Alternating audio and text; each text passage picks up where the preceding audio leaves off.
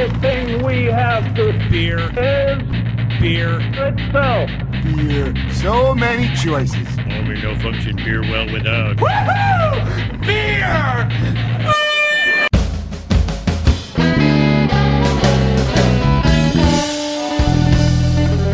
Hello and welcome to another episode of Beer Busters. We're going to bring you the news and reviews of some wonderful brews. My name is Dan Baker, joined by my co-host and brewologist, Steph Hefner. and of course the demented and fermented Arthur Blumpkin. Arthur Blumpkin, indeed, because Wayne is out sick today. Yep.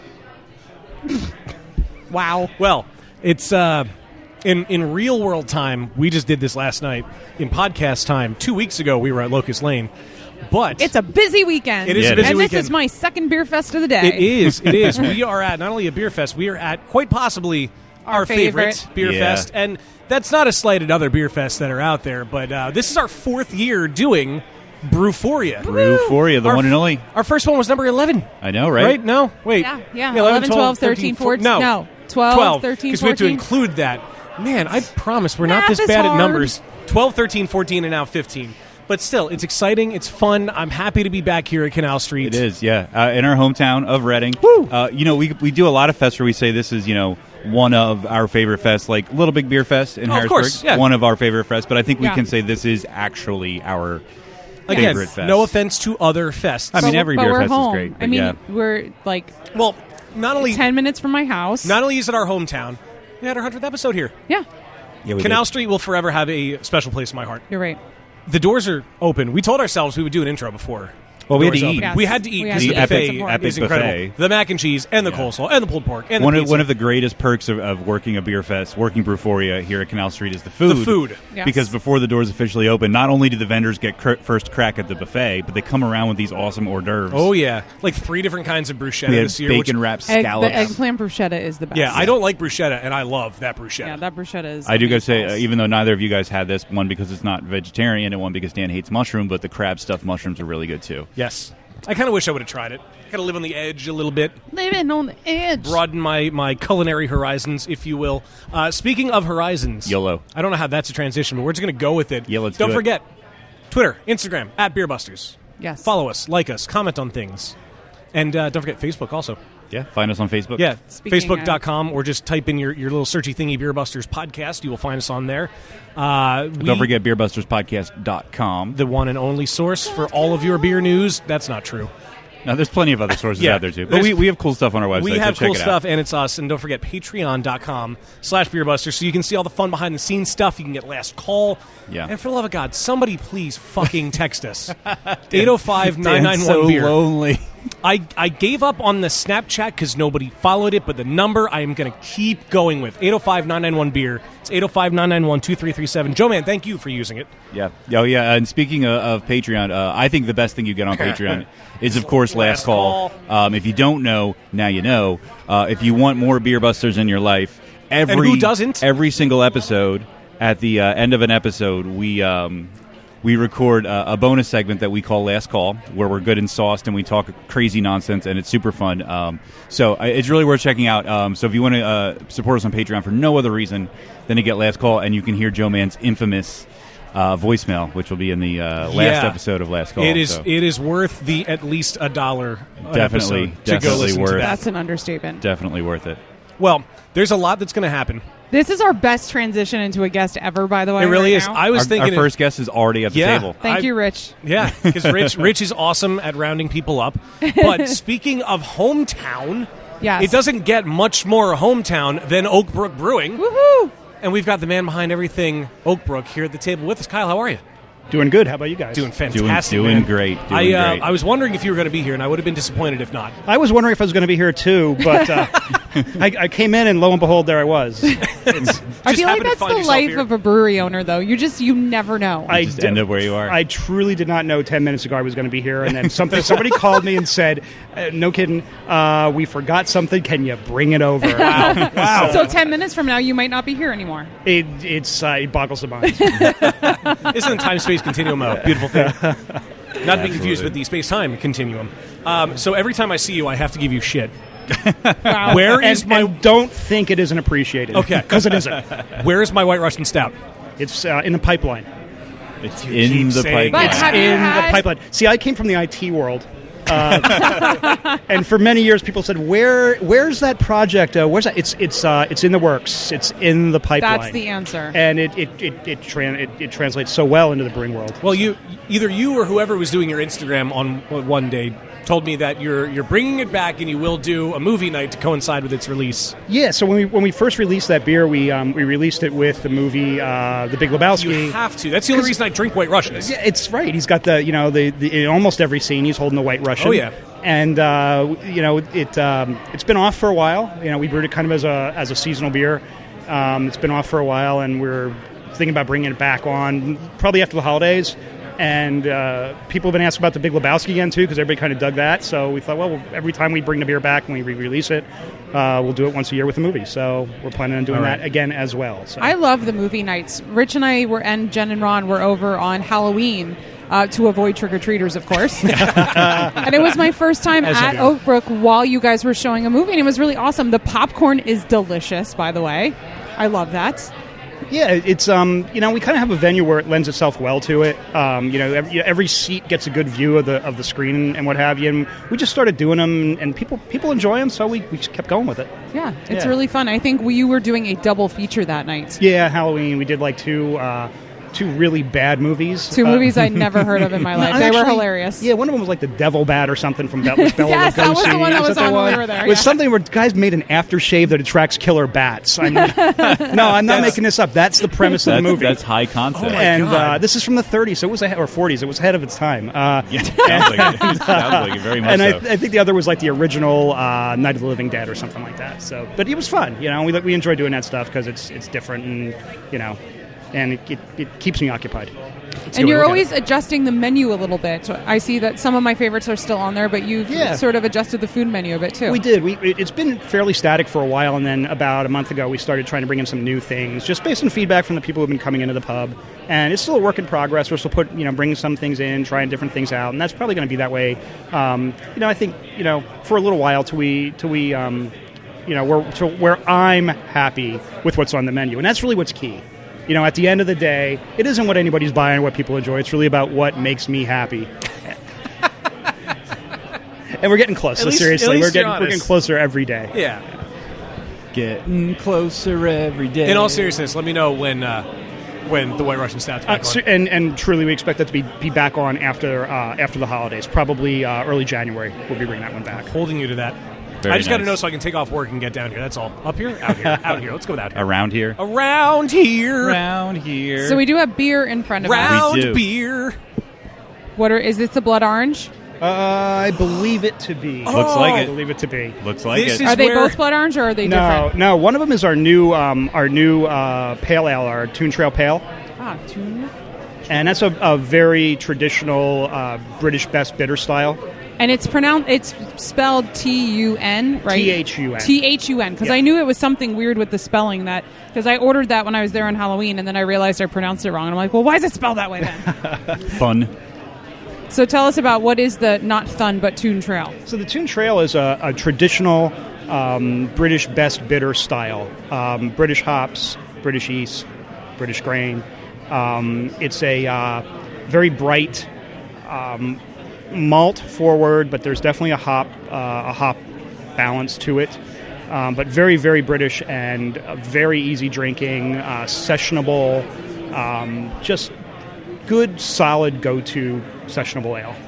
I like that. hasn't I made like its a way beer down here. that's like clean, easy, like straightforward, easy to drink, but interesting. And you can drink. I was just having this conversation with someone, I don't know, today, yesterday, I don't remember.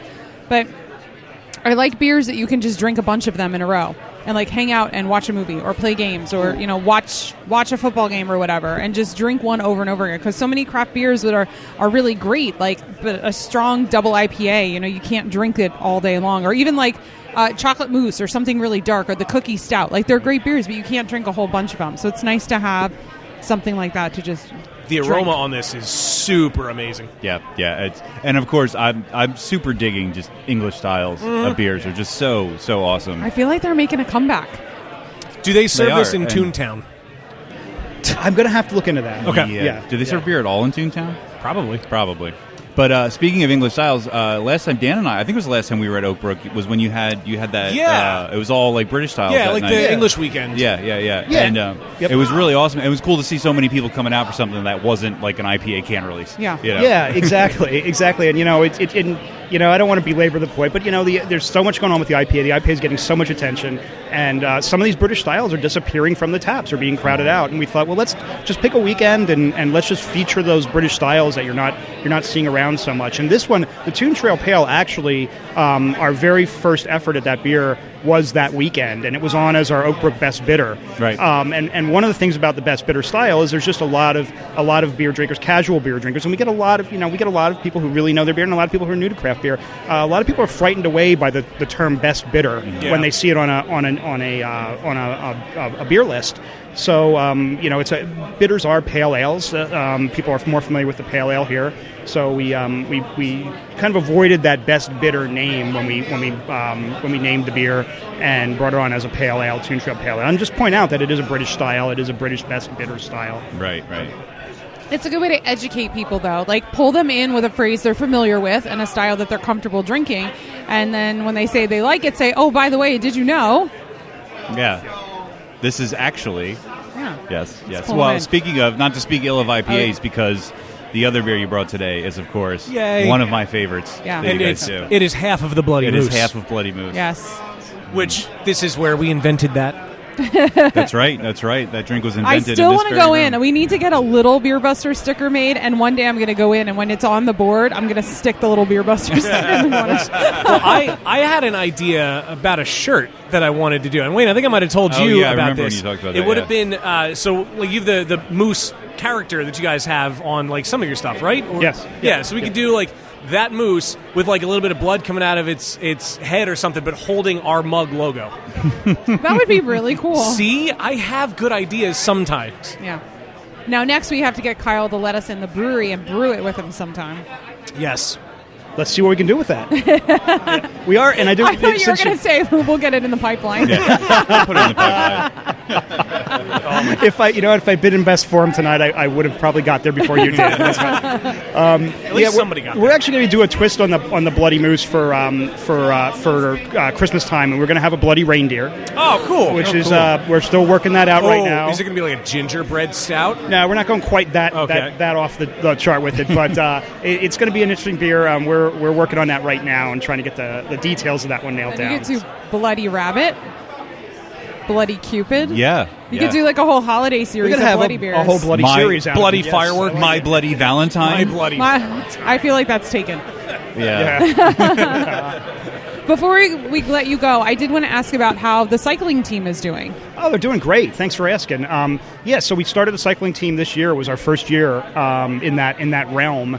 And our team was formed primarily to raise money for various nonprofits. So each year we align ourselves with an individual nonprofit. This year it was the Reading Police Canine Unit.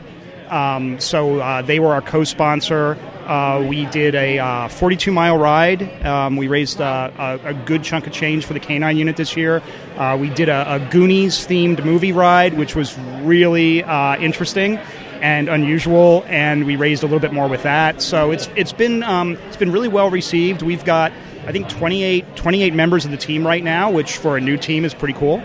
And we're going forward with it, and we're already looking forward to next year. So yeah, thanks for asking. That's so neat. And I love the jerseys. Is that what you call them? The biking shirts? Yeah, the bike cycling jerseys. Yeah, so we had the same cartoonist who did our logos for our beers design the cycling jersey, and he put Polly on there and the fire, and he just did a phenomenal job. And we're getting comments every time our team shows up at an event. They're getting comments about the jerseys, Yes. and we actually just put it in for a second run to get more of the jerseys printed because there's just been a demand for them. We sold out of them really quick, and people have been giving us a lot of good feedback. So yeah, next year we're going to have a bit different jersey. It's going to feature another one of the characters that he designed, and we're already trying to get that designed for next year. Fantastic. So, yeah. So awesome. Well, as always, it's good to have you by the mic, and we are super proud man. to call you our hometown brewery. Thanks, guys. So I thanks. appreciate it. Yeah. Yeah, and what better way to start Brewphoria? I know, this is perfect. Yeah, It's such a definitely. great way. Well, Kyle, thanks for coming up here, man. Yeah, thanks a lot, guys. Cheers. Cheers. So Brewphoria 15, and I don't know that we've had anyone from this next brewery on before on the show, I don't think so. which is I don't kind of a believe so. shame. But we have from Stable 12, John. John, how are you, man? I'm doing well, guys. Thanks for having me on. Of course, man. Thanks for coming up to the table. Not a problem. So where is Stable 12 located? We're located right in Bridge Street, Phoenixville, PA, right across That's from the municipal right. building. Okay. You can even park there, walk across the street. Perfect. Yep. Very perfect. And So- you said you're a sales rep in the Berks and Lancaster area. Absolutely. How far do you guys distribute if you're getting out that way? So we handle the Berks and Lancaster area, and then we use Lamb distribution for about 7 other counties, including Philadelphia area, Bucks County, Montgomery County, all the way up to getting towards the Allentown area. Oh, cool. Yeah, so Wow. we're growing steadily. Yeah. I mean, I feel Yeah. like that's pretty rapid. How long have you guys been open? So we've been open for about 2.5 years now. Really? Okay. Yep. We really wanted to focus on the brand and the beer and try to take care of our backyard No, before that's we expand perfect. out. Yeah, too But quickly. I feel Yep. like Stable 12 is probably one of the breweries that sort of kicked off this recent boom in the Yeah, Phoenixville this area. big And we appreciate that. Of brand new breweries and cool breweries opening up. Yeah, thank you. Yeah, definitely. And I think you did you write? I know we did an article on Stable 12 on the website. Was that when they opened? Has Yes. it been that long already? Yeah, mean, yeah. it really doesn't when I seem like it was here- that long ago. And we've had a ton of change. We actually have a new brewer, Mike. Mike Fox. He's doing great things for us there. His first brew for us was the Wild West, and that really just kicked us off and put us in the direction where we wanted to go. That's awesome. And everything he's done has been really great since then. So. Well, shall we drink? Is this Yeah. on the Wild West? That's a good question. Yes. So there's 2 IPAs there. The Wild West is definitely it's got 108 IBUs, 7.8% alcohol. Yeah, that's the Belgian. Yeah, you're definitely going to hopefully get that hoppiness in the front. Yeah. Yeah. Oh, that's nice. So Yeah. in this Wild West, because it's a West Coast IPA. So it's a lot of West Coast hops. Ironically, it's actually brewed in a New England style way, but it's a ton of wild it's like West East Coast. meets West. Right. So you got that New England style IPA, but a ton of West Coast hops in it. You Yeah. know, and gives you that nice citrusy back end to it. And it's our core. It's our flagship. Yeah, you know? it has the juiciness Yes. of like a northeastern IPA Yeah. and the mouthfeel of that, but then it has the piney, Yes. like sharper citrus character of like West Coast hops. It's really nice. A lot going on there. Giving the people what they want. Yeah, And exactly. you're right, I yeah. imagine it's a super popular one. And then I guess it makes sense Yeah. to talk about the other IPA, which Sure. was recently released in cans, I Yes, believe, right? we just started doing cans with that. Which is sugar-coated pony kisses. Yes, the sugar. And it was funny. Someone asked, they're like, "Where did you get that name from?" And it was one of a couple of the brewers got together and they said, "You know what? Life's kind of tough. It's not all sugar-coated pony kisses." You know, and that's where the name came That's from. weird. Yeah. Ooh, And- that one's a lot more tropical. Yes, so so what we do is we add lactose sugar to that, which is very popular style right now, That's especially I in the can New get England. it in the aroma. Yep, yeah. and then and the IBUs, the bitterness stays down on it because of how you're releasing hopping it during the process. It's not so up in your face. So is canning something that's new for Stable 12? So yes, we're slowly growing in canning. You know, we're trying out. We're staying obviously with our Wild West core, and then we went to our Russian Imperial Stout that has done really well. And then we got to our Crowd Pleaser, which in my opinion is our best beer, our double IPA.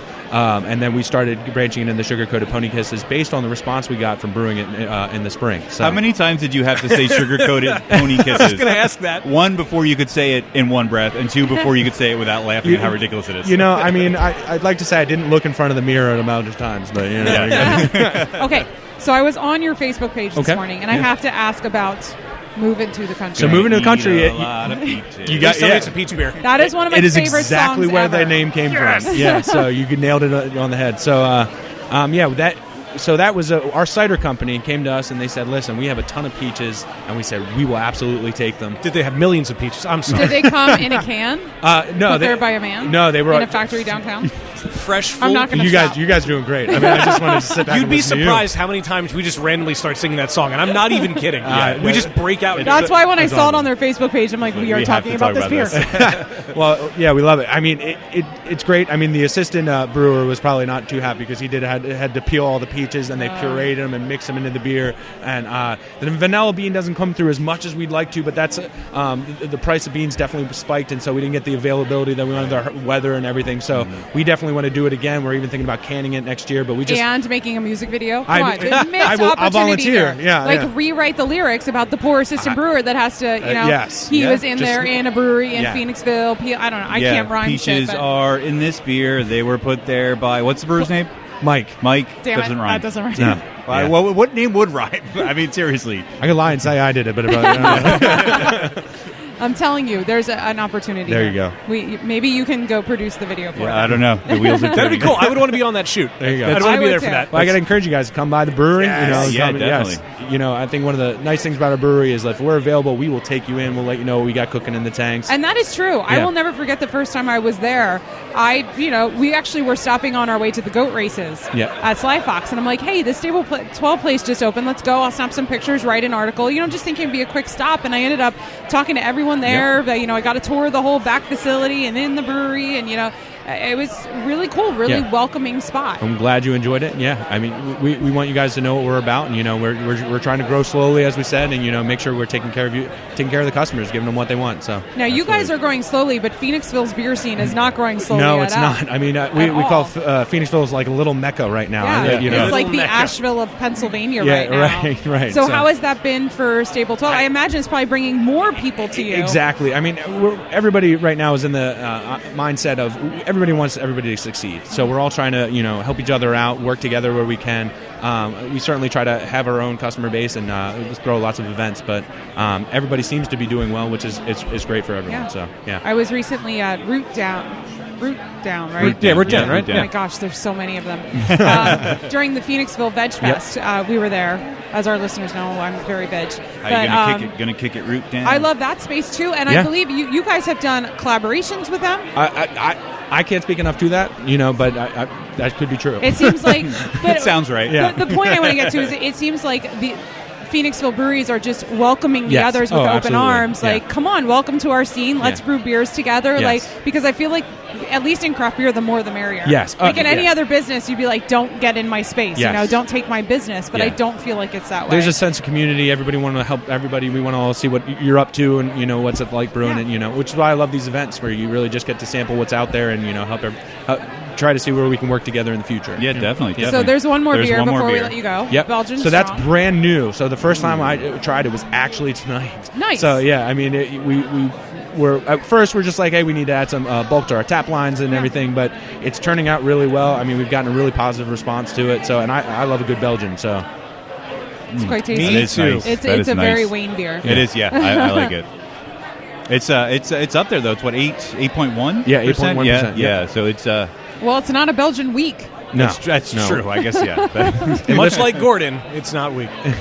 Lifted some things up and put it down. So yeah. I feel this is a very me beer as well. Oh, yeah, we all definitely. know I love the super duper high ABV ones, but Yes. like this is on the higher end. Yes. But I love Belgian beers. Yeah. I think they're very underrated. I know, Steph, they're not your favorites. I can appreciate Yeah. them. Yeah, And absolutely. I appreciate them especially when they're to style. Right. Mhm. Because Right. I feel like so many people like to shove them in barrels and add cherries to them, and Yep. which is fun. I love trying all of that, but I love to taste beers that are to style and really appreciate Yeah. Yep. what that style is meant to be. well, thank you very much.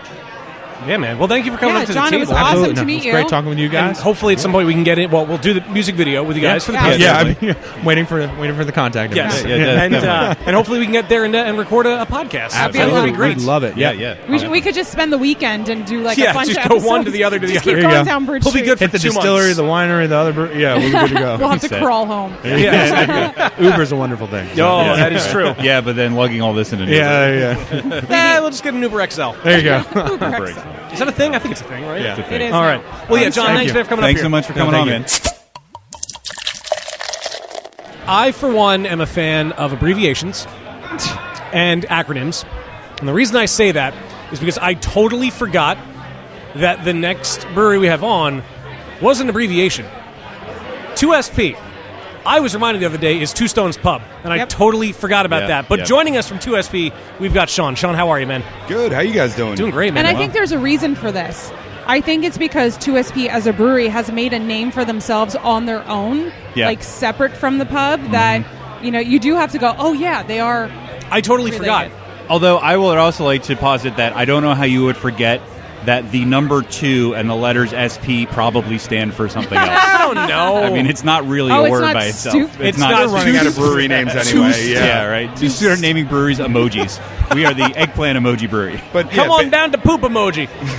But basically, on the backstory of that is the restaurants. All the guys who started that all worked for local breweries.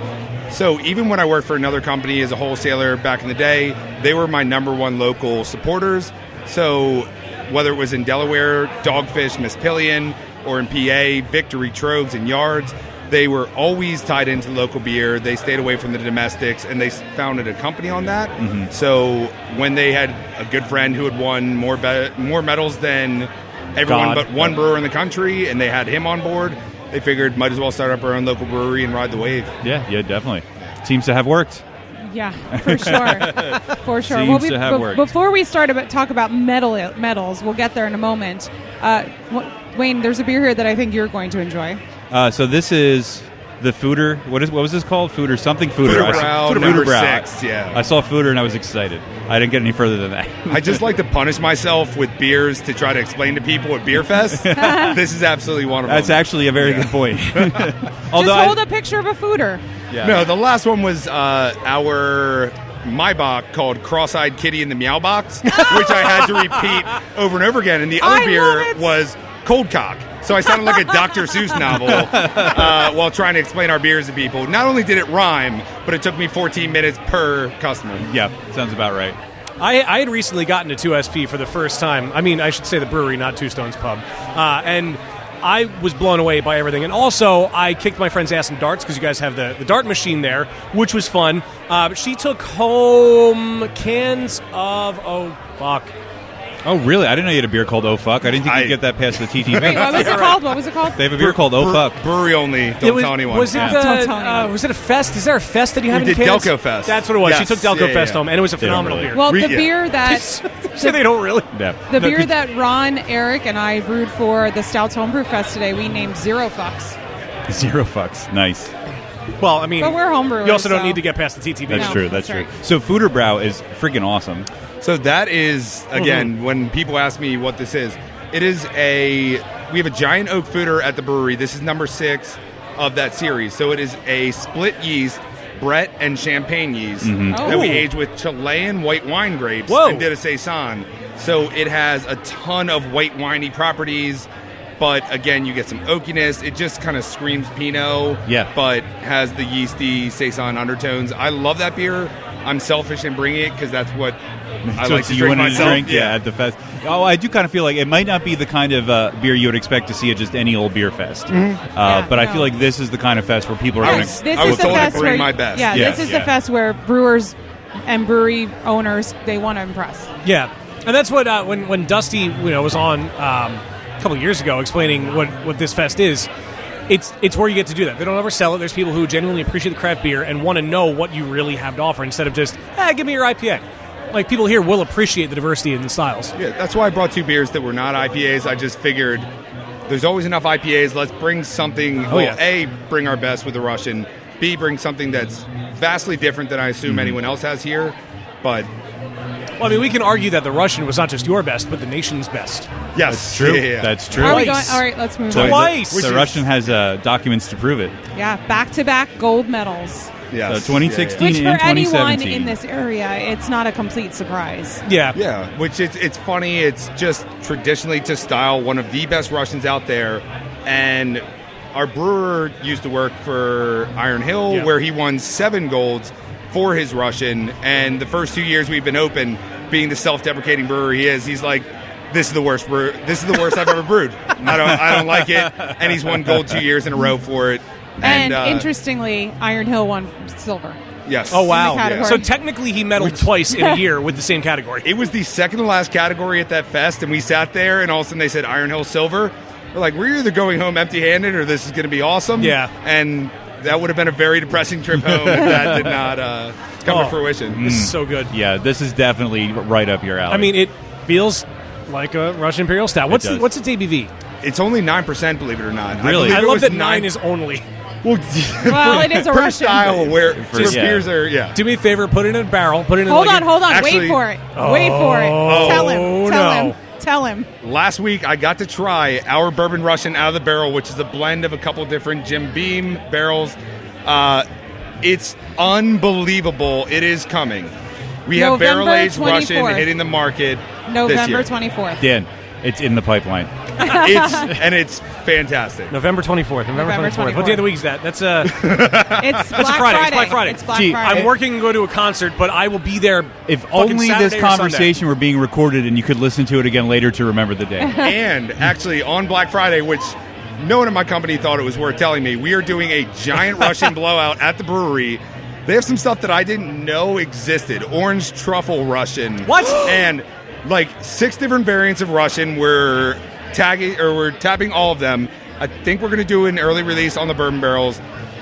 It's going to be amazing. So I had to change my plans as well. Well, I mean, I'm going to see Wow. one of my favorite bands that night, so that's not going away. Well, to pregame, Well, I got to work. Well, there's a gap. There's a gap. I'm out of work at 4:30 and the concert's at 7. Pre-game? I know where I'm going to and be. they're right down 95. I know where I'm going to be. Just down 95. Do you really want to pregame with a barrel-aged Russian If Imperial? I got somebody Only way driving, to yes. pregame. That's true. That's Dan. That's Dan's like tailgating beer.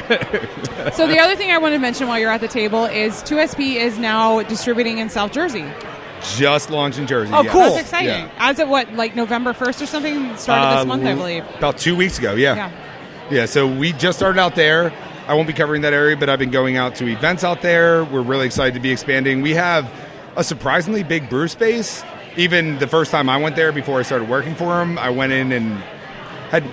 There's so many places that can open up nowadays with no overhead in a small space. I walked in there. We have tons of space. Just added a bunch more fermentation tanks, so we have the capacity to do that. And it's really good to see our brand spreading to new areas. So It's exciting. yeah, oh, very much so. How far is your distribution aside from South Jersey? So we do Delaware, the Philadelphia and the 5 counties, Lancaster, Berks, Lehigh, and now, South Jersey. Yeah, South That's and awesome. Central Jersey. That's yeah. cool. Awesome. Yeah. That's exciting. Oh, hit all the actually, right spots. And And- sorry, I can't believe I forgot this. Wichita. And Japan. What Oh now? shit! Yes. What? Are we talking we like distribute in Japan? like Japan, Yes. Japan, not Japan, like Japan. not like Japan, Ohio? Not Japan, Kansas. As Japan, you were Japan. saying that, I was thinking, wouldn't it be funny to say something that's like on the other side of the country? And he comes out with Japan. No, Japan. So How did that happen? our head of sales, he played rugby out in California, and there was a guy who was an immigrant student from Japan, hadn't talked to him in like 6 years, and this guy calls him and he knew 4 words of English when he played with us. He was fantastic at rugby, didn't know how to speak English. He calls him and he goes, "I'm distributing beer now." And he's like, "Oh, that's awesome. Where?" He's like, "I'm in Japan." He's like, "That's awesome." He's like, "I distribute your beer." He's like, "We should probably talk about this." He's like, No, I'm on my way." And he's like, "Where?" He's like, "I come stay with you." And Mike was like, "You mean like at my house?" The guy's like, yeah. And he's like, and he came out and stayed with us for like 3.5 weeks and explained to us how he basically, his wife wanted to beat him to death because he left his job, decided he was going to start importing brands. So he came out and talked to Mike, and now he's bringing in, and Delco is killing it in Japan. It's amazing. Which we have brought Delco to Japan. That's awesome. Wow. Yeah. I'm I'm curious. sad that I forgot that. I apologize. What are the logistics for that? Like, how do you get the beer giant He shipping flies crate? over and Yeah. puts it in a suitcase. just in a suitcase? Yeah, yeah. Pack. Make sure you bring bags big enough for a The couple TSA, sixels. you'd think they'd be a little bit better at catching No, he that, just gives but them some of the beer to get through. That's how he bribes them. I would imagine. We've got a couple brands that they basically just stuff a giant shipping container full of, and every couple of months, and it just continues to grow in sales. But the novelty of having American beer over there, especially some of the smaller local brands in here, is Wow. awesome. Yeah. Yeah, that's really cool. That's insane. This is the place that produced the Hello Kitty beer. So. Oh my god, I forgot about that. Yeah. So. Yeah, well, America also produced the Mbop beer, so Yeah. I want to try to that. talk. I want to try it. Apparently, it's good. Is this new? A couple of years ago, it's Yeah. hops. Yeah, that was. Okay. I've got a friend Sorry. who is It's a while obsessed ago. with Hanson, and she Yeah. desperately wants to try it. I thought that all the hot puns were gone. Nope. but And then there's that. Yeah. There's And then always yeah. more. Yeah. Sadly. Well, Sean, it was awesome to meet you. No, it was great meeting you guys too. Thanks for bringing the Russian, because, you know, we only drink gold medal winning beers. right? Absolutely. That's how we And, do. wait, out of curiosity, what band are you going to see? Thrice that night. You can go get Bourbon Russian before that. Oh, of course. Well, it's Thrice and Circus Survive, and I don't care about Circus Survive. Okay. I mean, I shouldn't say that, but I'm there for Thrice. That's awesome. Thank you guys so much for having Yeah, us. thank you, man. It's nice to yeah. meet you. Thanks a lot, man. Cool. Cheers. So now we've been to a lot of places that have had great beer and great food. I think the next brewery sticks out in my mind for food Yeah. because of how And lime green paint. and Lime green paint, That's yeah. right. And we even found out the exact Pantone for it, but I don't remember what it is because I'm not a designer at all. But we can only be talking about Saucony Creek out of Kutztown, Pennsylvania. We've got Jeff with us. Jeff, how are you, man? I'm great. Good, Thanks. man. Thanks for coming up to the table. Thank Yeah, you. man.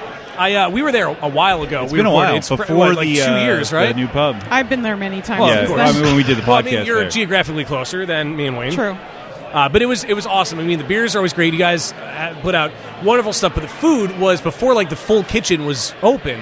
So oh my God, what was his name? We had the chef there. He had a lot of samples that we tried on the podcast. Yeah, that but it were was cool to really see what he could do with just that phenomenal, little yeah. makeshift kitchen, Yeah, and he I can was- only imagine what he does with an actual kitchen. full kitchen. Yeah. Yeah, the food is great, and it's such an awesome spot. I forget that it was a car dealership when I'm in there. Oh, that's right. Awesome. And I will never forget the first time I was there. It was before Saucony was even open, and it was Matt and the original brewer way back when. Yep. And it was just a big, empty concrete building Yep. and a bunch of tanks, and that was it. And I remember it was right around the holidays, and they were like pre-selling some growlers and some swag, and you Yep, know. yep. And now just to see how much Saucony has grown since then, it's exciting to see a Berks County brewery just continuing to flourish and grow. It's really exciting. The food, like you said, is just as good as the beer. Our chef is an artist, just like Nick, our brewer, is an artist. But the beer is just as good as the food, and it pairs with the food. You can always try 14 different styles of beer today, and a lot of the beer gets used in the food as well. Very nice. cool. Now, you said you're a sales rep for Saucony. Yep. Did you say you're the only sales rep? Well, we have currently. we have a sales manager and then me. So yeah, Okay. I'm tasked to cover all of PA. I was going to say, so you Wow. go pretty far and wide, I imagine. We do. Yeah. We're hoping to grow our roots strong and deep in Berks and Right, yeah. Lehigh is our goal. So all of PA, but yes, I spend most of my time in Berks and Lehigh. Yeah, nice. Very nice. And how long have you been with the company? 4 years. I've been there years? Oh, since it's okay. they So started. you've been there the whole time, yeah. I started out as a friend of Matt that you spoke of, our founder, who's a wild X-game, fun rollerblader. So I started out as a drinker with him, drunkenly sat around and came up with the name. And Nice. here we are now, 4 years later. Yeah. It's funny how those drunken conversations so often end up in breweries. Yes. Like they turn into brewings. That's so true. Now, do these drunken conversations also come up with these crazy beer names that you guys have been using There's some lately? weird ones. There's like this new unicorn series I've noticed that's going on, like unicorns on Zambonis. You brought unicorns Now, on hoverboards. Unicorns on transportation. Before we learn the truth, I have a theory All right, that let's hear there it. is there's an Illuminati-esque symbolism in the unicorn as it relates to beer. Well, there is the unicorn Because there's in the blood tap of the room. unicorn. There's a unicorn killer. Those are the only two I can think of off the top of my head. there are And beers, unicorns on transportation. and yeah, so unicorns pop up sparingly in beer, and there has to be a reason. As I said, sitting around naming, the unicorn was involved in the naming at Saucony and has been popping in and out through the 4 years, and finally now has reared his ugly horn. It's horn. Full steam ahead. So the first one was unicorns on pogo sticks eating jelly donuts. Which I had at a Then- bottle share. Kirby brought a growler to a bottle share I was Very at, and nice. we drank it. Yep. And then And so then it began. The Yeah. unicorn Then the came unicorn out graduated. on the day the NHL opened. Yes. And I would love to say that we planned that. Sometimes things fall into place. Yeah. You accept those. Things lucky just work things. out. Yep. So how'd they go from pogo sticks and jelly beans or jelly Jelly donuts? donuts. Jelly donuts. To Zambonis. To Zambonis and hoverboards and other. Where do you go to next? Yeah, other Well, non-existent forms of transportation. 747s, space shuttles. I'm not so. The Unicorn series has taken off. They do fly. We were only originally doing 3 of them. We're now on the 4th, so I'm not sure if the Unicorn's going to continue or not. It may go away and then come back again, just like she has. Yeah, the unicorn may have peaked this You time got it. around. You got it. We don't want to overdo the unicorn. Yep. I see. I still say there's more Can going we on. sip the unicorn, perhaps? I would love you to. Let's take a Let's sip pass of the the glass unicorn. Would you like me Oh to my God, it describe starts the with me. unicorn? Yes, please. Describe the unicorn. The unicorn, like I said, it was our 4th installment. It has toasted wheat flakes, rolled oats, and milk sugar, which provide the backbone for the pleasant floral hop. You might catch some fresh cut daisies in there, some fresh cut grass, which sometimes doesn't sound That sounds great to me. Okay. In the hop Well, world. it's like a In more, the of hop- a, more of an earthy flavor at that point, which definitely shines through. Yes. Are there butterflies too? It's interesting, like citrus Yeah. and floral character. Yeah, in the Yep. aroma. Exactly. Because I couldn't decide if I wanted to say, yeah, it smells like orange, or yeah, it smells like grass or Yes. something. Yep. Our brewer described it as fresh hay. Yeah, Oh, that's a I good can way see to- that. yeah. I can see that. 6.7% the unicorn came in on the Okay, hoverboard. okay. We're kind of giving an homage to Michael J. Fox and Right. Back to the Future here Yep. with the hoverboard. It's very full bodied. It's like chewy and juicy. Yes. Yeah. Yep. It's your New England juicy Yeah. style. So I'm going to IPA. assume this has been really popular because of what it is. It's the new mini skirt that's out there, and it is Exactly so right, juicy and tasty. Yes. I like Joycey actually. Joycey. I'm going to start using that. Joycey. This is so fucking Joycey. I think that is a new word. I love it. I So love it. Saucony recently started using crowlers now as well. The Crowler just showed up this week, and I am so excited. It's like it was Christmas morning for me. Yes, we're going to have our first official release. It will be a unicorn. I don't know what it's going to be riding, but the Wednesday before Thanksgiving, November 22nd, Just want to take that out of context. it's going to be riding something again. Yes, sorry. about that. We might have to make that a sound clip. You might be on our soundboard now. Wonderful. Put foot in mouth. Yeah. No, it's perfect for what we do. Yep, 6.7%. It's nice. Here's a question: is the unicorn magic enough that the hoverboard will work on water without power? That is a good question. Great question. I think we're going to put that to the test sometime. All right, good. I think if anything can get a hoverboard to work on water without power, it would be a unicorn. Yeah. Yes. And not McFly you Bojo. Oh my goodness. On that note, you brought another beer to the table as well. Yes. I have Nessie on the tube. So Okay, now wait a minute. Yeah. Now is this a mythical creature riding in the subway? well, Nessie, Loch Ness monster, I would assume. Thank you. Thank you. When I first There's a theme here. When I There first is. heard that Nessie was on the tube, I assumed Nessie was riding around the loch being pulled by a boat. But no, Nessie on a tube is a English-style brown porter. Yep. It's a sessionable porter, so you hit it on the head. It's on the subway. See? Yes. Essentially. I think it's like Mad Libs at Essentially, Saucony Creek. Hey, there- Insert mythical creature, insert mode of transportation. Yeah. I think that's a good formula. It's a winning strategy. Thank you. Thank you. Dan, you're not used to being the I'm starter really not. here. It always starts over that way. Yeah. It's a nice sessionable brown porter, English style. So sessionable, what is the ABV? So, yeah, 4.5%. So Okay. it is technically. It's- Oh my it's- God. Yeah, it's delicious. sessionable. It looks really nice. Yeah, I'm she's excited.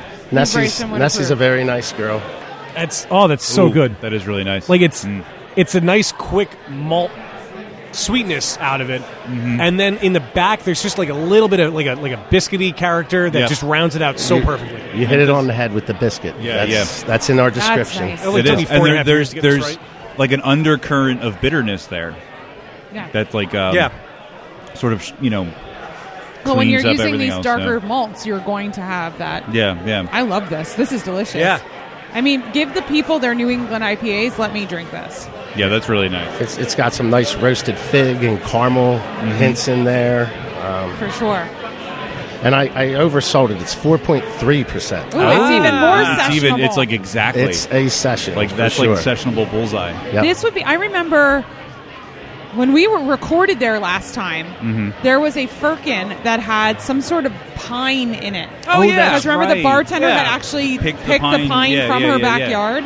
This would be really great in a firkin with pine. I can see that married would. quite That nicely, would or make even a- like cranberries or. Make a nice Am- like winter holiday. Yeah, like, that's what I'm thinking. variation. Am I yeah. going to have to give you credit for the next Firkin Friday? Please. Because we have first Firkin Friday, so Just say thanks, Beer Busters, and tag us, and you can have There it. you go. There you go. That would not be the first time we invented a new drink or variation of a beer here Yeah, in it's this true. building. you will it's get been the done. credit if it gets done. Fantastic. I love pine. I think it's so underappreciated in the culinary world.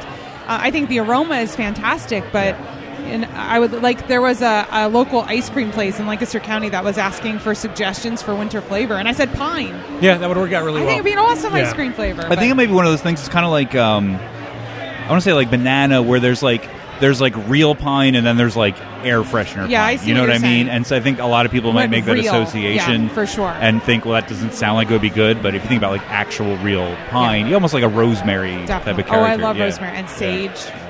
Parsley you and could put thyme. sage in that roasted. Oh, you could do a whole frickin' lineup just with that beer.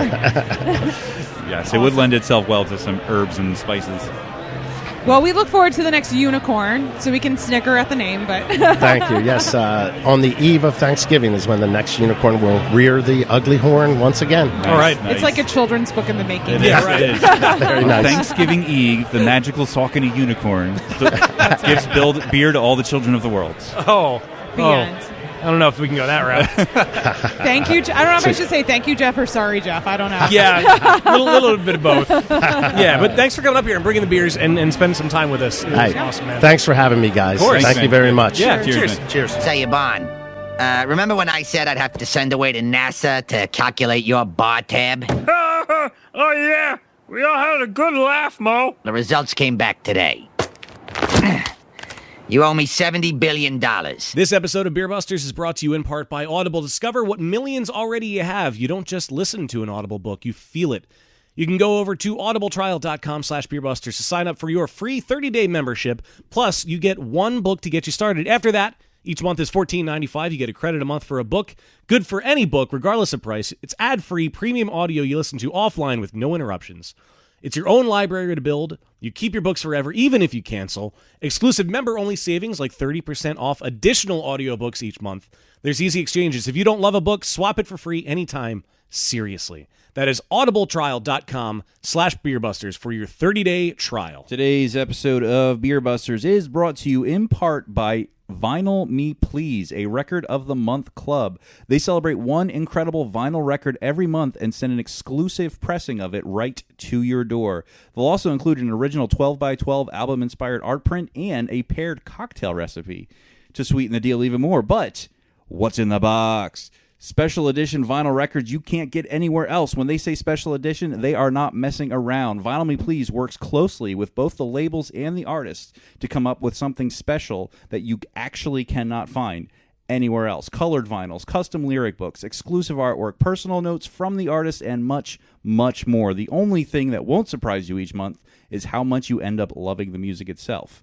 But they also know that trusting someone else to curate your record collection can be a little bit scary. In fact, really scary. You've had your whole life to fine-tune your musical taste, and they certainly don't want to get in the way. That's why they have swaps. With swaps, you can exchange a featured record with one from the VMP archive or a limited set of store titles. That way, even though you're trying new things, you won't be forced to take a title you already have or one that you know in advance just isn't right for you. All of that plus no contracts, no strings, no guilt trips. You really can cancel Vinyl Me Please at any time. No hidden fees. Top shelf customer service to make sure you get the answers and help you need as soon as humanly possible. To sign up for Vinyl Me Please, you can go to joinvmp.com/beerbusters. Once again, to sign up for the Record of the Month Club, Vinyl Me Please, go to joinvmp.com/beerbusters. It's good to see Philly represented here Hey. at Brewphoria. Oh, yeah. West Yeah. Philly. Not just Philly, West Philly. Yes.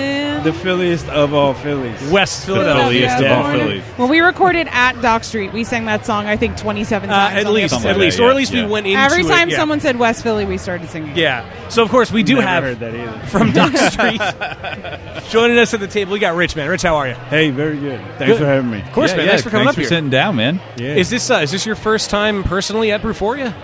This is my first time personally at Brewphoria. What do you think so far?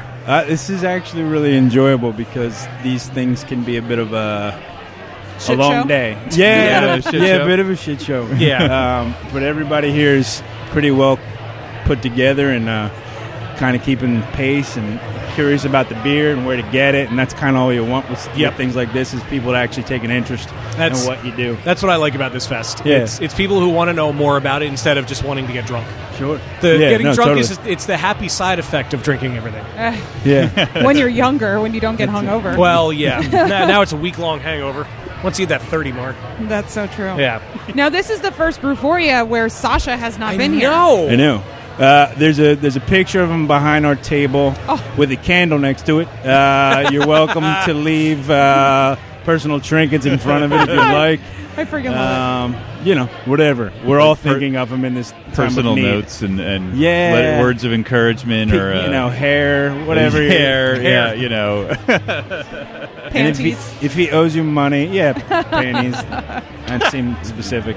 Threatening notes. Yeah, if he owes you money, that sounds. That sounds fair. Did he opt out of this one because Dusty is not here? Is that why? Is that his real reason? Their bromance. I don't even know what to say to that. Dusty sounds lovely with a name like that. I'm sure he is. But no, Sasha's in Mexico. Oh, really? No, that jerk. I didn't know that. Yeah. Okay. Turns out he takes vacations. Oh, I don't know yeah. what that's Overrated. like. This was my vacation alternatively. Yeah. I'm an hour and a half away from Philadelphia, so. Yeah, That's well, they that's a live in vacation. South Philly, so. Yeah, we're okay, so I can catch a ride, yeah? Yeah, you can talk No, about they're Dan staying driving. with me But today. We're staying overnight. we're going back tomorrow, so I mean, if you can find a place to sleep. Good enough. Let's see how the event goes, man.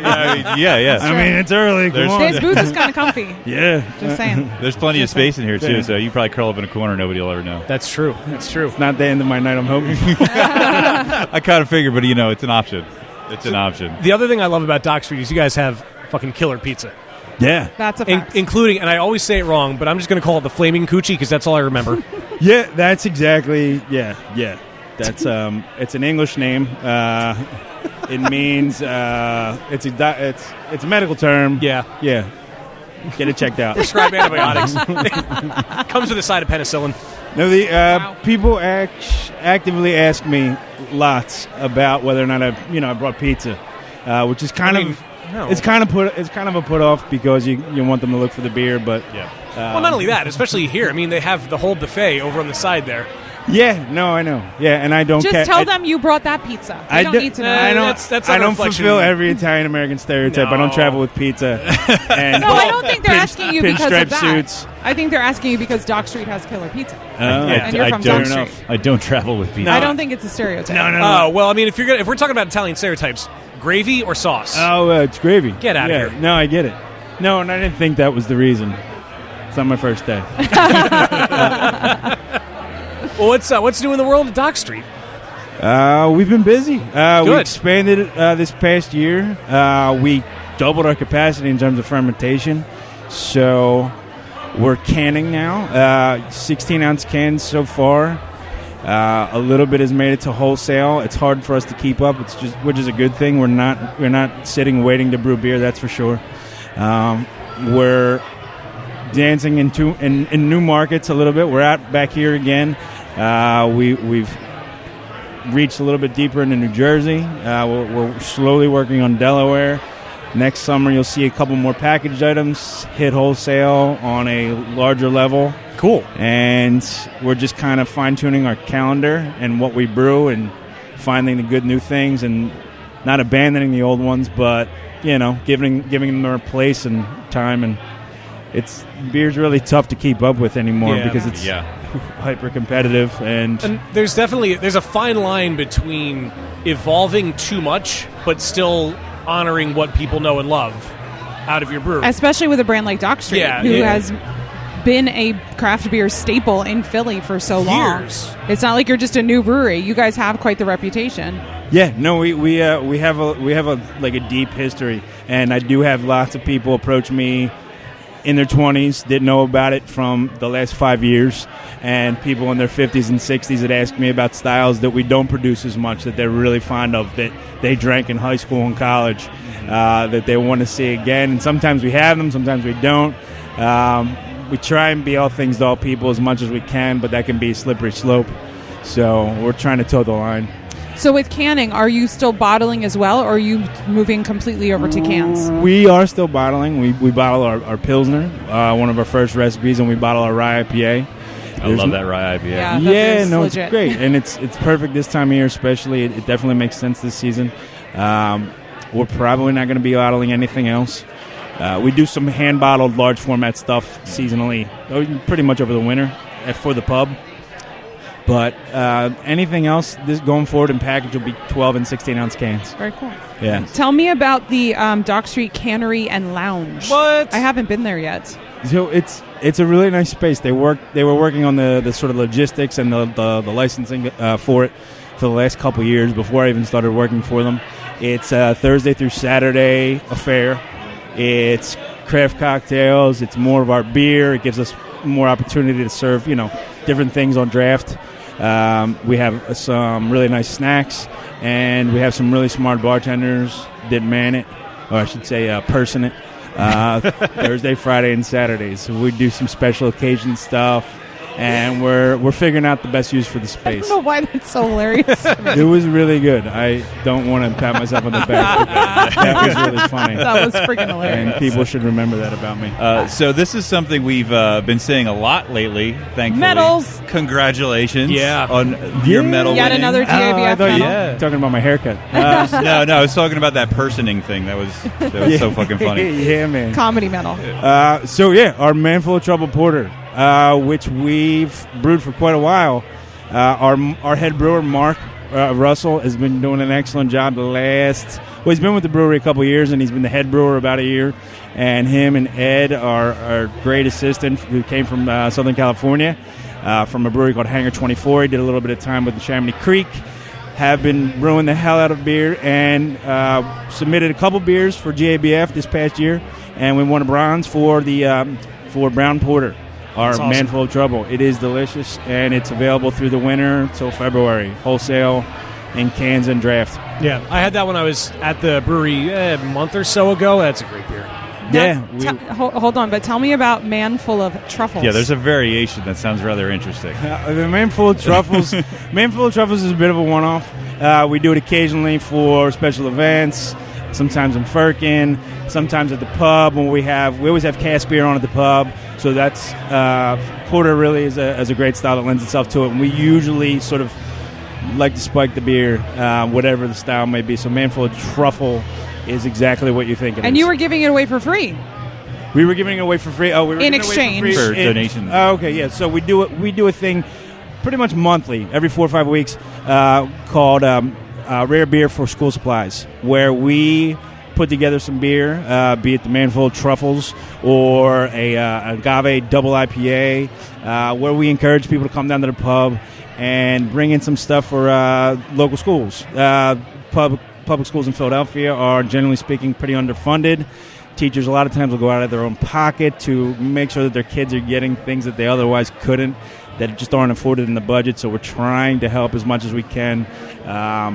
When you have a bit of good success, good fortune commercially, you try and give it back where you can. Of course. It's important. It's such a unique way. I love that. I mean, so many breweries will raise money for different groups, and that's so great. But to be able to actually go and physically hand a bunch of school supplies off that's so neat. People have been supportive of it, and that is Sasha's baby. Don't congratulate him. He doesn't need any ego boosting at all, ever. So we do have some beers at the table. Which would you like us to partake first? I think you should go with the brown ale first. This is All the Leaves Are Brown. And the sky is gray. Yeah, the sky is gray. Yeah, girl. So that's a person. Yes, thank you. It's not gender specific. Yeah, I person. don't need that right now. I'm from South Philly. Our brown ale, or a brown ale, we've brewed other brown ales in the past. This one's a little over 5% alcohol. Not terribly bitter. It's a malt-forward beer. Our assistant brewer, Ed, again, a great, super sharp guy, brought that recipe along. It is, he worked with Mark, our head brewer, to come up with something they thought was really fantastic. I mean, it's sort of an underutilized style, but it's super appropriate this time of year. It's got some double roasted crystal malt, a little bit of honey, and it's easily drinkable. It is. I love the sweet caramely malt character to it. It's just so nice. There's something right in the aftertaste that I can't There's almost put my a finger touch on. of licorice. Really? That I get in it. I don't know. That's what I get. I don't know. Maybe I'm just crazy. I think you are. Yeah, could be. It's really No, nice. I know what you mean, though. I'm very There much is enjoying it. something right in It's almost the like it's there. It's almost like piney Something or licorice comforting. or something along those Something lines. comforting. It's Sort of LSD. spice. LSD, all right. Oh, that's what it's strychnine. Yeah. Wow. We've gone that far already. We have. So, wow, that did not last long. That was really good. Wow. And that Sorry, tiny Steph. cup of beer. Next, we have the Golden IPA. So this is something that even dates back to our previous brewer, Vince, who's working Vince. for Jersey City. What up, Vince? Jersey Girl, I should say, in New Jersey. Jersey Vince person. and Mark have gone through Jersey probably 15 or 20 different recipes, and finally finished with Mark's version, the 6% alcohol, about 45 IBUs, Mosaic and Citra hops, late hops, that they give it a good bit of hoppiness, but not too much bitterness.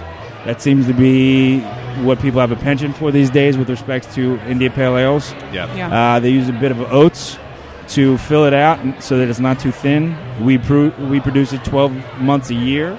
It was the first beer we put into can, and as much as we can get it out, we do. But I specifically try and follow the sale of it to make sure people are getting that beer fresh. Yeah, Because definitely. hobby beer should really be drank as close to the brewery as you can get it. Yeah. typically. It's the perfect beer to start off, to kick off canning. Definitely, it's a perfect beer for a can. Yeah. And I think it's nice because I kind of feel like I haven't had an IPA like this in a while. I feel like everything's been so hazy, crazy, or dank, and I appreciate that it's not opaque. Yeah, and Right. it's right. It's right. It's not super hazy. It's not opaque. It's not juicy. It's on trend, but still respects the style. It's just I like feel. an IPA you would have had 4 years ago that people went crazy over. No, but it's still super hoppy. Like I Yeah. just burped, and it was like I was burping up a hot bag. I mean, yeah. and that's what a lot of IPAs, and that's what people want. I mean, it's really Yeah. good, but yeah, it has. It's a new IPA with substance. Because There you I go. always complain that these Northeast IPAs don't have substance. They're all style and no substance. Yeah, all style and no substance. You're pretty much right. Yeah, no, I mean, it sort of toes Thanks. the line between traditional and non-traditional. Yeah. We do use oats, which is sort of new school, but we do want to make sure that it's clear and shelf-stable-ish. Yeah. And, And I think we're that happy comes with from it. the experience of the brewery, knowing that, beer has to sit and beer has to be in. And anyway, I won't get on my soapbox again, but this is quite delicious. I really like it. Excuse me, guys. The adults are brewing. The people are brewing. Well, Rich, it's yeah. super awesome to meet you, and I hope that you are enjoying your first Brewphoria. This is great. Who do I get money from after? How's this go? We'll be in touch. We'll have our people call your All right. people. Here, let me give you my The card. guys pouring our beer said you had cash for me or some sort of. Whose name is also Rich, by the way. Okay. Yeah, totally. Yeah, he's got it. Just when you go back, just ask him about it.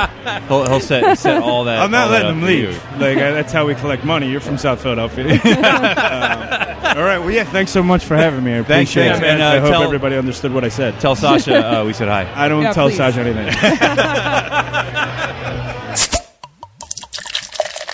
This is one of the things I love about Brewphoria is that it's a very close-knit group of beer drinkers and breweries and sales reps from all the places and brewers and everything. And you get to catch up with people you haven't necessarily seen in a while. So we was just saying to you before we started recording, I was talking to a friend about Peak Organic the other day, and I had a very good, very fond memory of the beers that we had here. So joining us from Peak Organic, we've got John again. John, how are you, man? I'm doing great. Yeah, happy to be here. I mean, Brewphoria is an event I always look forward to all Same year. here. Yes. It's fun, man. People get drunk, but they don't get pretzel necklace drunk. It's like Pretzel It's, necklace. It's classy mac and- and cheese drunk. exactly Oh, mac and cheese mac and drunk, cheese. catered food. It's awesome. I got to grab a plate of that mac and cheese again. That's right. That's so See, good. that's what they do. They're smart. They pick the right food to help us build a base. Yeah. So we can Go all last night, longer. for sure. So something interesting I read about Peak this week is you guys have branched out into a new market for the first time in 2 years. That's you are right. now in Pittsburgh. That's right. That's really exciting. Yeah,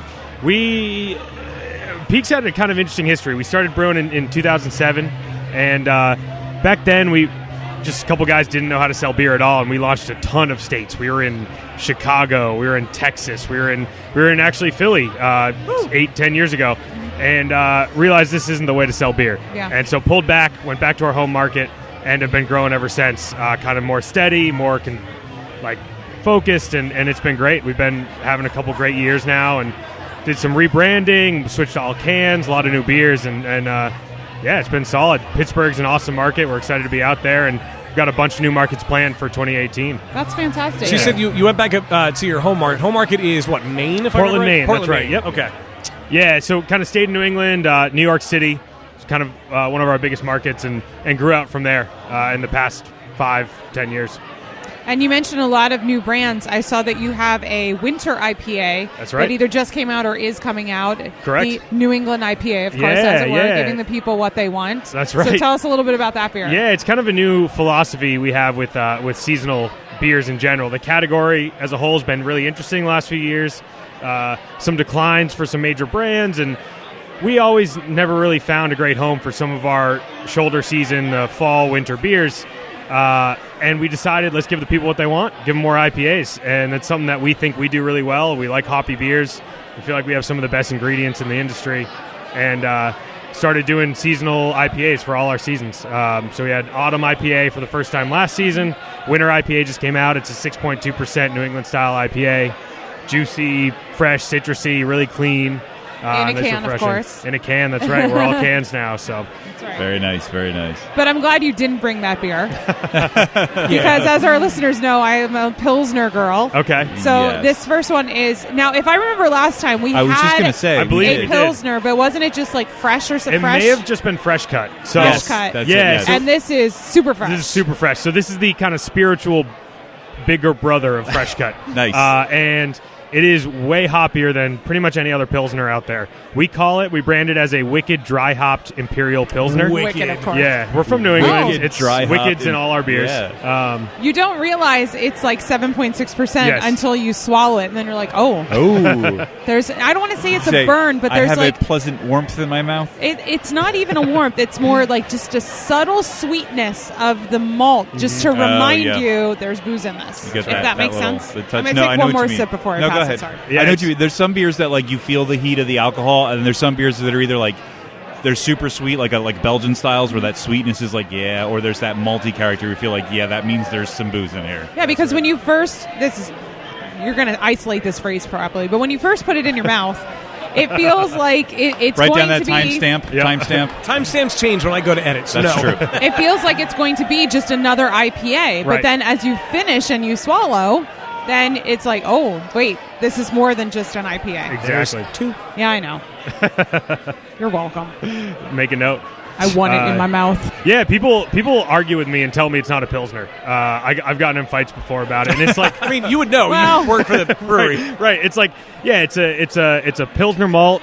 We lager it. It's a yeast strain typically used for Pilsners. We just crank up the ABV and add a crap ton of hops. Yeah. And Well, it's got the underlying characteristics of a Pilsner. So There are a shit ton of hops there in that are. beer. Oh my it's super God, hoppy. totally. But it still I can feels see like why a Pilsner. people still would want light, to. exactly. Like if I grabbed it and I'm like, I want a Pilsner, and I would grab it thinking it's a Pilsner, Yeah. I would want to punch you in the face because I'd be You'd be like, this is not a fucking Pilsner. yeah, exactly.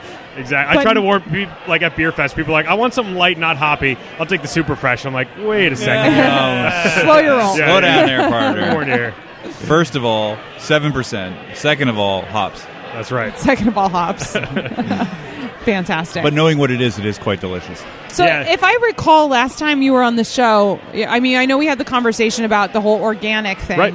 But talk about organic hops, because I kind of remember us having a conversation that was sort of the ingredient that was maybe the toughest to get organic, Yeah, if I so remember correctly. When we first started out, there was only, I recall correctly, only 30 organic hop farms in the country back in 2007. Now there's over 300. And we work with almost all of those farms. Wow. A lot of them are located in New England, upstate New York, Maine, kind of our home market there. Perfect. And it's been great. I mean, a lot of these guys producing the trademark hops, the Amarillos, the Azacas, the Mosaics, we've had to go to directly and be like, hey, can we get a portion of your hop farm grown organically? And a lot of times they're super receptive. It's a lot of them.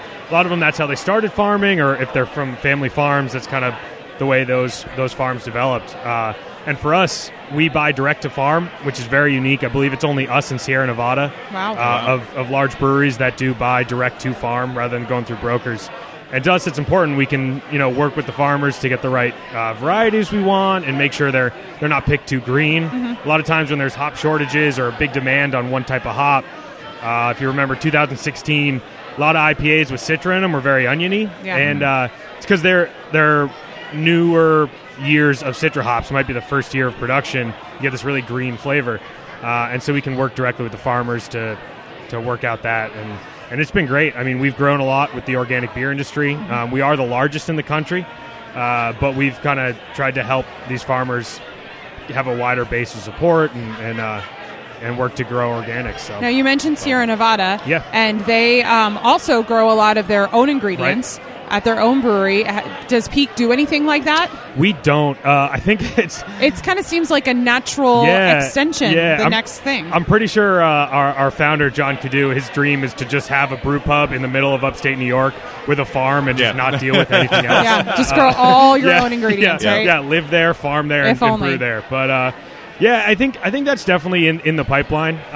We love our farmer partners, but I think we'd love to have this kind of idealized brew pub in upstate New York, Maine, where we've got a hop farm, barley farm, and some other stuff going on. So fantastic. I have actually, believe it or not, I've been to most states, but I have not been to Maine yet. Really? Wow. But that's next the summer, main for a beer podcast, you've never been to Maine. But next summer, I will finally break it into Maine. So I'm excited to visit all of these amazing Maine breweries that I've either sampled or heard about, or and just experience the culture up there. Because great town. Yeah, for sure. We're going to go all the way up to Acadia. The non-hipster Portland. The non-hipster. Hey, Portland, Oregon is pretty freaking kick-ass too. They have some amazing food and amazing breweries. So I look forward to going back to that Portland too. We have another beer. We do. This is IPA, of course. Crush IPA. Yep. So it's a blood orange IPA, and we kind of brought this out in the height of the fruited IPA mania, and we really wanted to do something pretty subtle with it. We weren't trying to make a fruit pale ale or just a fruit beer. So it's our core IPA that's enhanced with blood orange. So we use the juice and the peel in both the boil and cold side.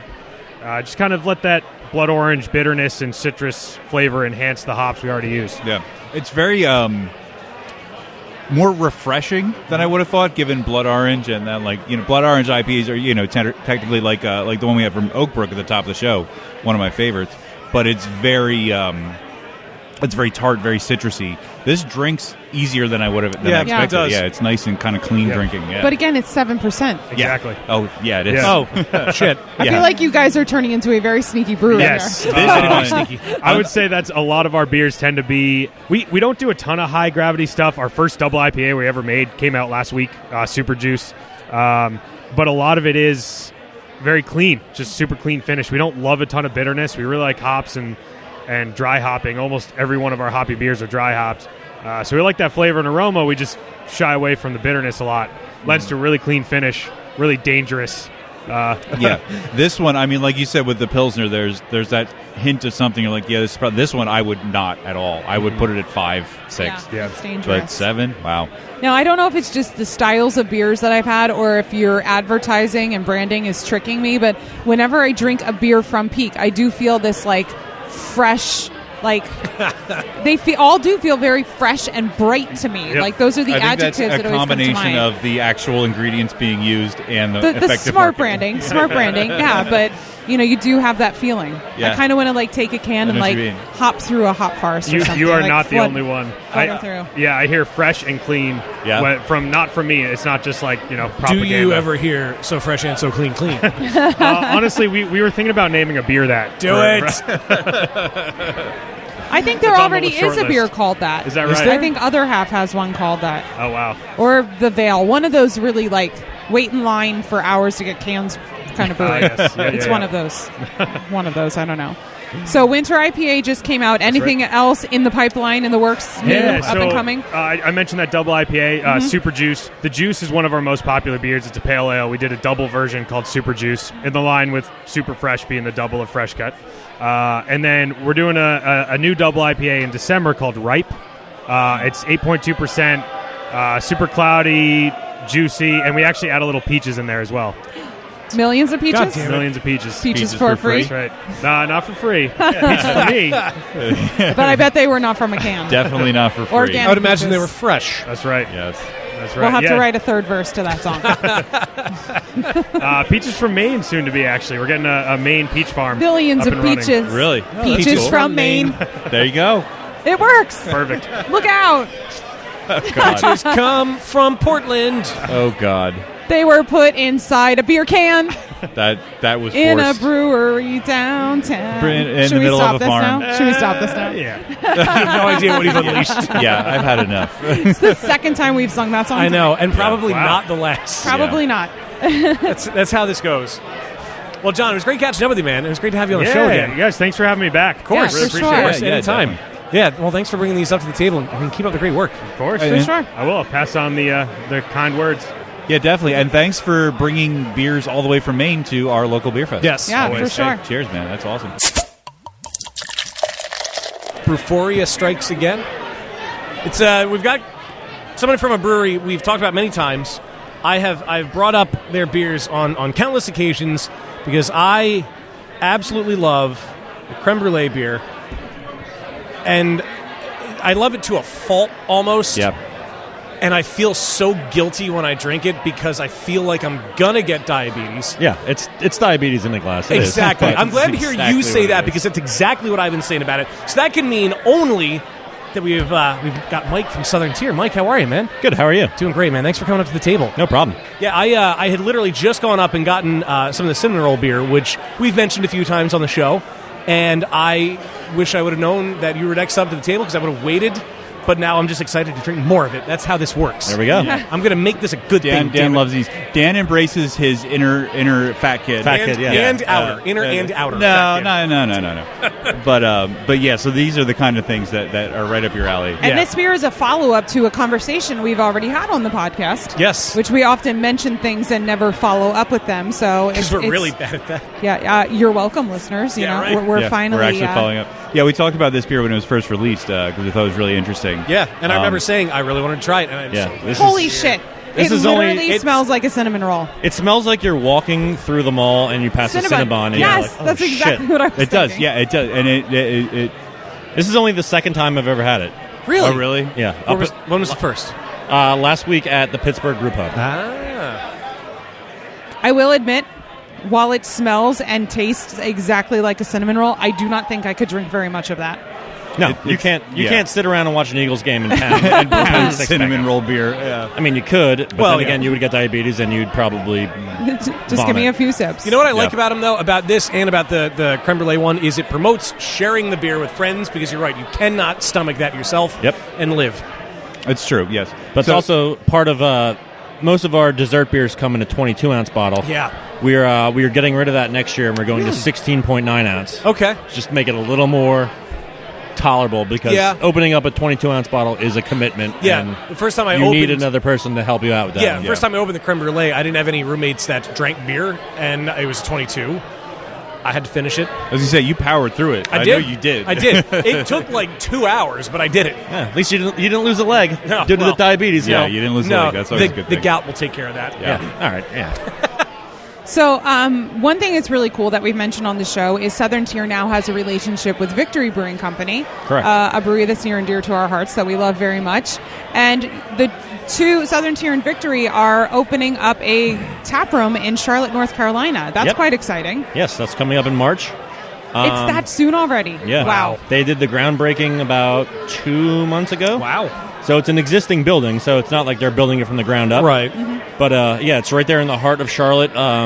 Charlotte's a very up-and-coming city. Yeah. I know there's another brewery, like a local brewery right near there. I'm not sure the name of Yeah. it, but I can't imagine they're Insert very Charlotte brewery name here. Yeah, I can't imagine they're very happy about the new brew pub coming. No, but I would it's think gonna they be- would embrace it because I It's find gonna bring more that people in, yeah. It's I gonna bring find more that people, craft yeah. beer drinkers go to places where there's we more don't than we one don't go to brewery. one place and drink. No, Like, we it's want to just- yeah. drink Unless here it's a and then festival. drink here So, and yeah. then drink here and then drink here. So it's a draw, and people will come there and they'll be like, "Oh, what's this place across the street?" And Yeah, they'll go check that out as well. Yeah, I think so. yeah, definitely. I agree. Definitely. And there's also now a Southern Tier tap room in Pittsburgh. Yes. On the south side, I believe. Yes, Am I it's correct? right on North Shore Drive, right by the stadiums. Perfect. I was just there last week. They just opened their outdoor. So the north side, not the south side. I think I said the wrong. It's No, in Pittsburgh. North is up. you said, Did think I you say said north? No, you said south. South, north. I don't know. I meant- Whatever. It's right there by the stadiums. It's near the stadiums. The stadiums are there. There's a hotel there. It's right on North Shore Drive. It's the big district where everyone comes and hangs out. Yes. And it's like when there's a game, it's like a block party there. They close that one bridge, and people are outside at bars and restaurants. And I'm not a Pittsburgh sports fan, but I definitely embrace that culture, and it's fun to go see a game in that area. Yeah, it's doing very, very well. Pittsburgh has become our number one market now. Wow, it's taken over Buffalo. Really? So it's definitely helped the whole Pittsburgh area culture. It's doing fabulous. They opened up a outdoor area about 2 or 3 weeks ago. So there's an outdoor area. They have like string lights, and you can actually enclose it. So in the wintertime, I think it almost doubled our seating. Oh wow! But I mean, they were a little bit late to the party because outdoor area in November is not going to do too much good. But it's there. We got there. That's all that matters. It's there. Now, when I had visited the original Southern Tier location, there was some sort of outdoor fest going on, and one thing I remember was the stage outside and the live music, and what a cool spot it was to just hang out and drink beer and listen to live music. Does the tap room in Pittsburgh also have that opportunity for live music? Maybe not on quite the scale that the brewery has, but it's so new that I don't even know if they're going to do outdoor music, because it literally just opened 2 weeks ago, and I can't imagine them booking events and bands for November, December, because obviously who the hell wants to sit outside in Pittsburgh in December, but I'm sure they will definitely figure something out, because they're very innovative. It seems like Southern Tier is more about the destination, not just the beer. Does that make sense, I guess? It does, but I mean, the Pittsburgh area it's fun. It was fun without Southern Tier there. Now that Southern Tier's there, it's a whole new... There's like a couple bars there you can walk to. It's literally right in the center of everything. It's people go there before the games to tailgate. Pirates games, they go to tailgate. It's great. Sure. Yeah. So we have a second beer here, not dessert. So this is a non-dessert beer. Yes, this is just a normal, straight up, easy drinking, 5.5% citra hopped pale ale. Ooh. So this used to be called just straight live, and we realized that no one knew what the hell live meant. But we named it to Citra Hopped Live, and people were like, "Oh, that makes sense." I like Citra and citrus, and it's just like a key word. People love the word. Oh yeah, it's definitely Citra, a buzzword. Citrus, yeah. So as soon as we renamed it, we redid the label. It's this summer. It did fantastic. It's a good summertime beer. It's nice and refreshing. It's very grapefruity from the Citra hops. It hits you right up front with the citrus, and then it kind of it tapers off a little bit as it mellows after you swallowed, which kind of makes me want to go back for more. Yes, it's very sessionable. It is. It's very clean, and it drinks very easy, which I like. I like beers that have a hop presence and a nice hop character that you can actually drink. Yes, like quantities of, and drink easily. Yeah, and without getting overwhelmed. Not rip the enamel off your teeth and kill your palate. Yeah, I mean those are cool too to try and stuff like that. But I appreciate it. And I feel like it's more and more a rare breed to find a pale ale. And when you not an IPA. When you think of pale ale, you think of like Sierra Nevada and like Yards, and those are more along the lines of almost an IPA because they're a little bit darker, a little bit hoppier. But this is like a nice, clean, easy drinking, lighter. Yeah. And when you go to pitch it to bars, they're always very, very IPA heavy, and they're like, "Oh, it's a pale ale. Oh, great, I'll take it." You know what I mean? Because everyone has an IPA, and 3, 4, or 5 lines in a bar always are IPA. Right. So this is usually a very, very easy sell, especially when people try it. Whenever I do samplings, it's always one of the favorites. People love it. Even the women that don't like hoppy beers, I'll give it to them and say, just try it out. It's kind of grapefruity. They'll try it. They're like, oh, yeah, I could drink a bunch of this. So it's definitely an easy sell. It's very, very underrated. It was my favorite beer until our new school came out, but it's still neck and neck. Yeah. Did I see that Southern Tier is doing a 15-can variety pack right now? Yes, it's called Overpack. It's perfect. It's called This Is a Bit Much. It just came out in March, and it's become our number one selling package by far. Leaps and bounds over how many different styles are in there? There's 5 different ones, 3 cans awesome. of each. Yeah. I love that. There's this live, 3 of those. There's 3 New School. There's 3 2X Smash, which is a double IPA brewed with all mosaic hops. There's 3 Pilsners. They're all German-style Pilsners. And then there's 3 Tangier, which is a session IPA brewed with tangerine peel. And is it true there's a Southern Tier distilling company? There is. It's right behind the brewery. I was there one time, and it was right when it opened. It's like it was this literally mythical land. It was like a week old. And So how long has it been there? what was that? I think it's coming up on a year anniversary now. Okay, so it wasn't there when I was there because I was like, how did I not know? I think I saw a post on social media somewhere, and it was like a Southern Tiered vodka bottle, and I'm like, what? Yeah. What is this? It's walking distance from the brewery. It's like literally on the same property. You walk down the path, and it's right behind there. I mean, Jamestown, New York, is the next town over from Lakewood, and that's the town most people have heard of. There's like a hotel there. Lakewood is the brewery, and now the distillery, and that's pretty much it. Wow. Very cool. Yeah. So when we go stay at the brewery, we stay at Jamestown because that's the only place where there's a hotel, and you have to take like a shuttle. We take a shuttle into Lakewood, but Lakewood is maybe as big as this bar right now. And there is a large lake. Lake Chautauqua or Chautauqua. Are there woods as well? Are there woods? We were at Around a place the called Collusion Tap Works that's York, right? Yes. Their owner and brewer, Jared, used to brew for Southern Tier and was telling us about the Lake Effect Snow. Yeah. One night he that's was right, brewing, yes. just like went in to brew, and then there was like 2 feet of snow on the ground when he left in the morning. It snowed there, I think, 2 or 3 days ago. There was nope. My friends from the brewery were posting pictures of like our quality control lady Karen. She posted a picture of a bottle of, I forget what she put, but there was like it was snowing and there was like 6 inches of snow on the ground. Wow. Jesus Christ! I can't Not even. yet. I refuse to even wear a coat yet. Yeah, I know, right? This Like, whole it's the not idea happening. that It's it's not like real. 20 degrees out right now it's is just fucking cold. I refuse. It's too much. Yeah. I just turned my heat on 2 days ago. I always. It's a game in my house how long I can go without turning the heat on. Yeah, well, we just did it for the first time yesterday. Yeah, I actually might have cranked it a little high last night. I noticed. Yeah, because I was drunk and very cold. It's okay. I also had my I turned space it back heater, down so, in the morning. Like I was drunk and I was cold. Yes, yeah. Normally it's the opposite. Well, that's what you do when you Yeah. record 2 podcasts in a weekend in a row. That's true. But we've never had anyone from Southern Tier on the show. Now that we have you, I'm going to ask you a question, and you may not be the one to answer this, but I'm curious to know, how did Southern Tier become? Now I know you guys have like awesome beers like the Pale Ale and everything that comes in that variety pack you're talking about, but you guys are really known for like the creme brulee, obviously pumpkin, now the cinnamon roll. How did you carve out that niche, or do you know like what started that whole like sort of like dessert beer kind of thing?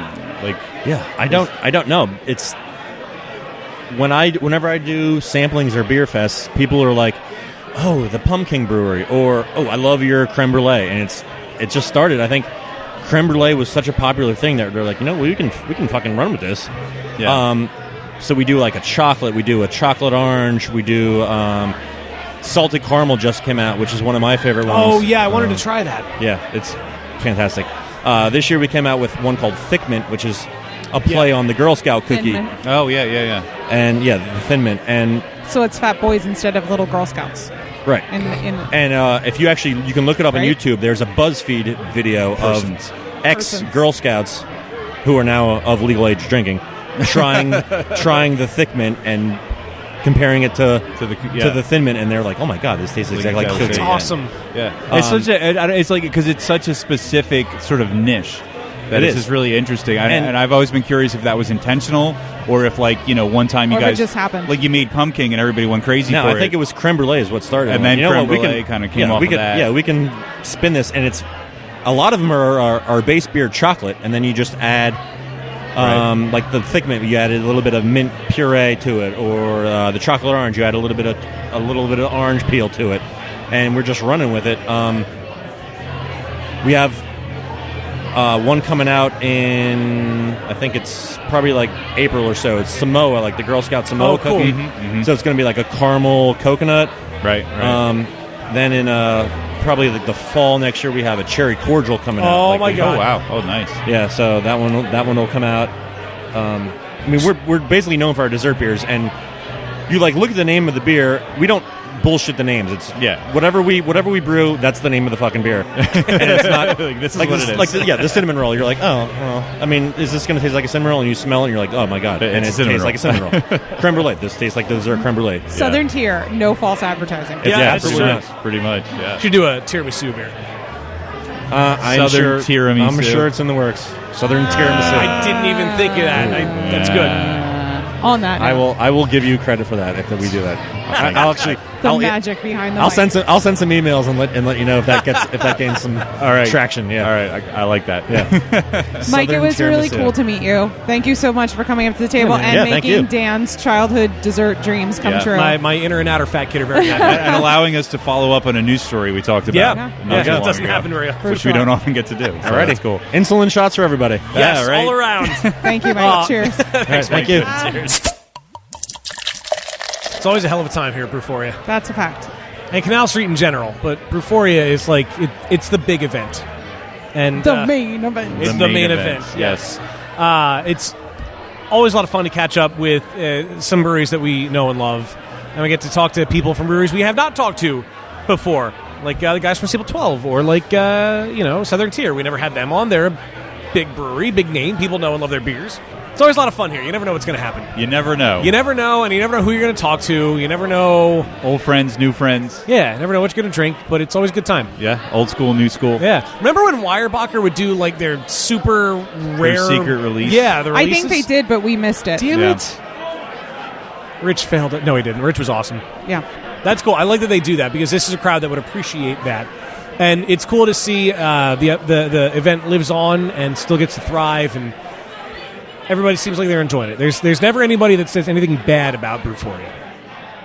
It is a great fest, and it's we've talked about every time we're here how cool it is that they don't overpack the place. I mean, the place is full. Don't get me wrong. I mean, it always sells out, and it sold out again this year. But they're not like trying to force more people in here. There's would breathing be, room. They know the limit. The limit of comfort. Yeah, so it's pretty nice. Mostly everybody's civil and not too terribly drunk, which is a good thing. Everybody, it seems, at worst, like they're pleasantly intoxicated. Although, to be fair, we've been rather efficient this evening, and there is a whole hour left in the event. That is true. Anything can happen, ladies and well, gentlemen. we still have last call we have to do.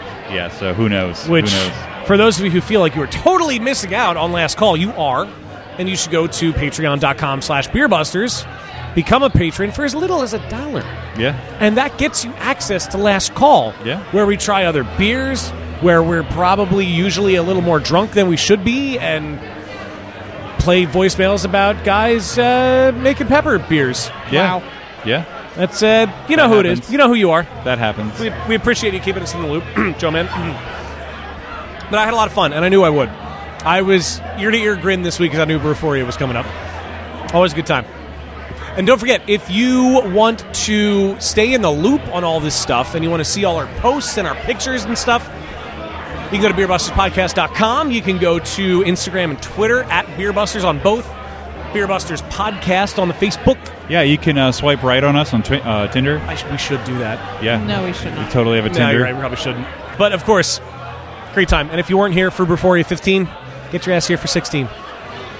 Going to be an awesome time. It's always going to be an awesome time. Definitely. Yeah. Well, I think that unfortunately brings us to the end of another Brewphoria and another episode of Beer Busters. And I think we managed to keep this one episode. I think we did. Well done. Yeah, You're welcome, Internet. Anyone who powered through the last few years when they were two-parters, thank you, and we've learned. Yeah. It only took us this many years. You know what? From day one, I didn't really want it to be a two-parter, but I also didn't want to put out a 3.5-hour episode. So, sorry, and you're welcome, Internet. It feels weird having a vamp for this long because normally we're thanking people and everything. Rich, thank you for everything you've done. Sorry, I had the mic down for background noise. You're welcome. I'm Dan Baker, joined by my co-host and virologist, Steph Hefner. and the demented and fermented Jeffrey Tablecloth. No squids were harmed. See you next time. Bye.